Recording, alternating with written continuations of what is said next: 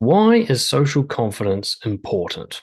I have a young daughter, and if I could only have one wish for her, if there's only one thing I was allowed to give her as a gift, it would be social confidence. It would be to be socially adept. Because I know that there is nothing better that she could be good at than socializing. That everything else that she might want out of life will be enhanced or achieved through her ability to confidently socialize. I've studied success for decades, and I mean the science of success, from case studies of very successful people and digging through their whole history, through to more broader and generic studies of successful people. And I don't just mean successful financially, I mean inner success as well. People who are confident, who love themselves, who would say that they have had a great life, as well as the people that have all the external trappings like a great job or a great physique or so on. And I've tried to deconstruct it. What is it they do differently to the others? What separates them?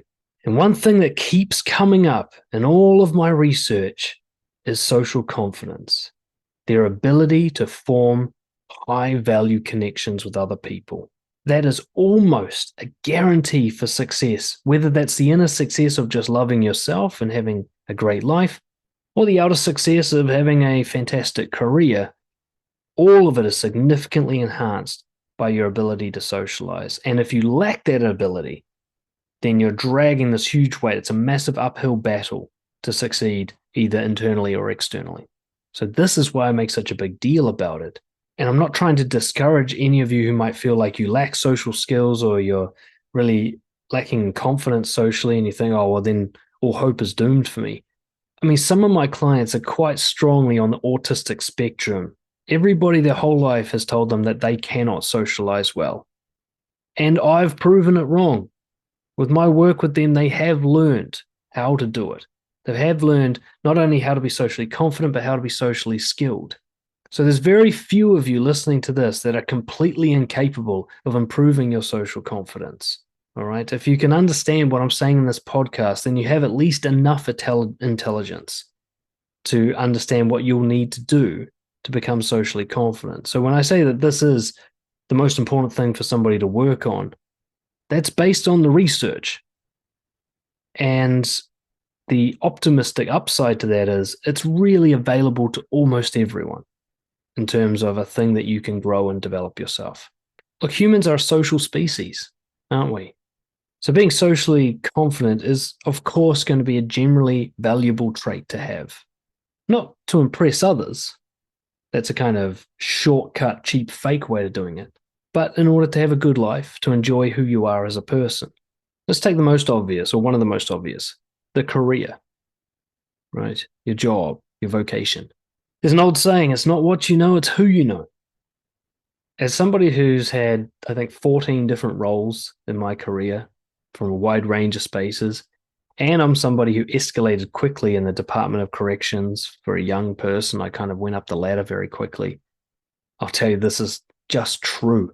That somebody who's a really hard worker and really skilled and really diligent and reliable is going to lose out to somebody who's got better connections in the company. That's not necessarily a good thing, but it is a true thing.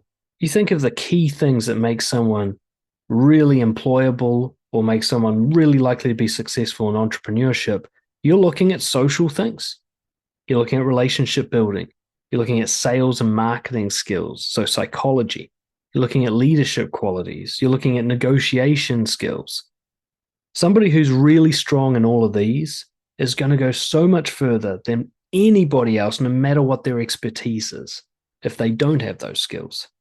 You could be the smartest scientist in the world, but the dumb scientist in your lab who's really good at connecting with people and building relationships is going to do better in their career than you are, probably. So you imagine if you're also hardworking and skilled and reliable and conscientious, as well as being socially confident, the world's your oyster.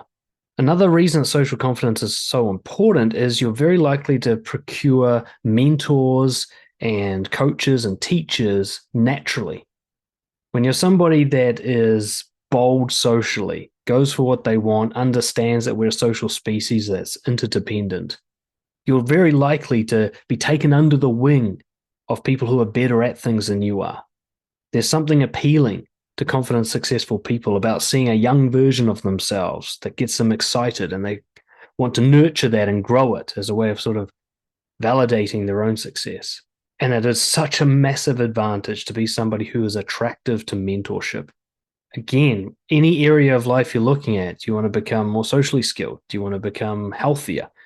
You want to do well in your career? If you've got someone who knows how to do it, take you under their wing and help you accelerate and shortcut the process, then that's most of your work done for you. And somebody who's socially confident will be more likely to find and procure mentors and coaches and so on than somebody who's shy or difficult to talk to. Creating a network of mutually supportive people. There's an old African proverb that I love. You can go fast alone or go far together. Generally, people who are independent and don't work with others do move very quickly because they don't have to consult with anyone and they're not held back by the herd. But they do hit barriers and ceilings very quickly because they only know what they know and they can only do what they do alone. Whereas somebody who is able to harness the power of a tribe, of a community, where everyone supports each other, you can go anywhere that anyone else in the group has gone to, right? Because you can tap into that knowledge base and that wisdom and learn from them. And of course, you can support others as well, which is very rewarding in and of itself, but also builds great connections. And so the community just gets stronger and stronger. People in a community are far more likely to do better in whatever it is they want to do better at than the lone wolf who's only got the one mind working on the problem. Now, there's a famous study done by University of Harvard, the longitudinal happiness study, I believe it's called, where for 70 years they studied thousands of people to see who ends up with the highest quality of life and why. Now, you can look up the study yourself, so I don't need to go into the details of it, but they essentially came to one clear conclusion. People with deep and intimate connections with others were the happiest. Now, there are some exceptions. There are some people who prefer to be alone and they genuinely mean it. It's not just some trauma coping mechanism. But for the most part, if you're a normal human being, which you probably are, the best thing you can do with your life is create great connections with other people. There's pretty much nothing else that's going to satisfy you more and ensure that your final days on this planet are enjoyable. Loneliness is a killer. Those of you who are lonely know what I'm talking about. I've been lonely. It's a horrible place to be if you don't want to be there. You can feel the stress. You can feel how it hurts your health.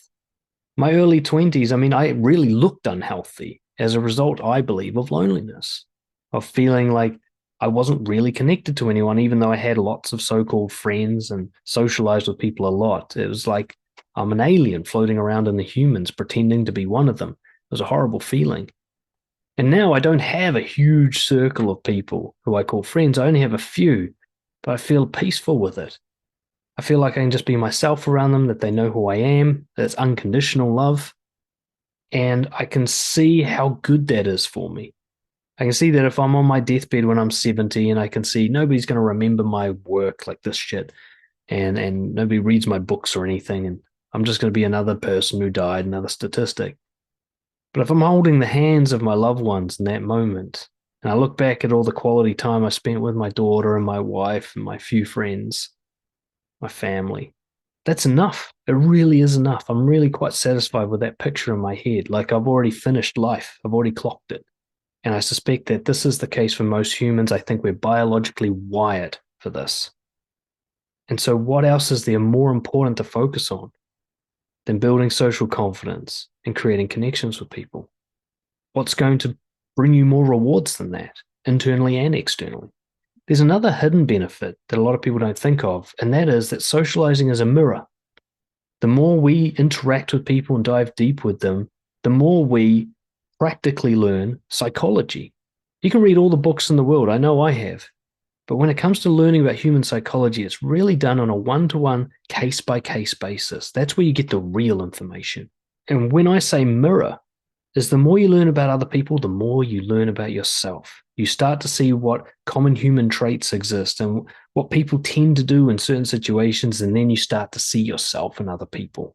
And I think the only thing that might possibly be more satisfying than having great connections is to know yourself truly, to have explored what you are before you die. and to know it to the depths, to the core. And other people are your mirror. They will give you that feedback, whether they mean to or not. And it is the most satisfying and helpful information you'll ever receive. So my advice, take it or leave it, is once you have your basic needs sorted, shelter, food, steady income, make socializing number one priority. That doesn't mean you get all needy for people. It just means that if you've got an option of doing something, think, what's the most social way I can do this? And when you're around people, think, what's the next thing I can do to enhance my social confidence? What's a move I can make that's bold? And keep doing that until you see the matrix and you go, okay, I know how to make friends and loving connections with people now without being fake. And I can do this anytime I like. I can see the code and I know what to do.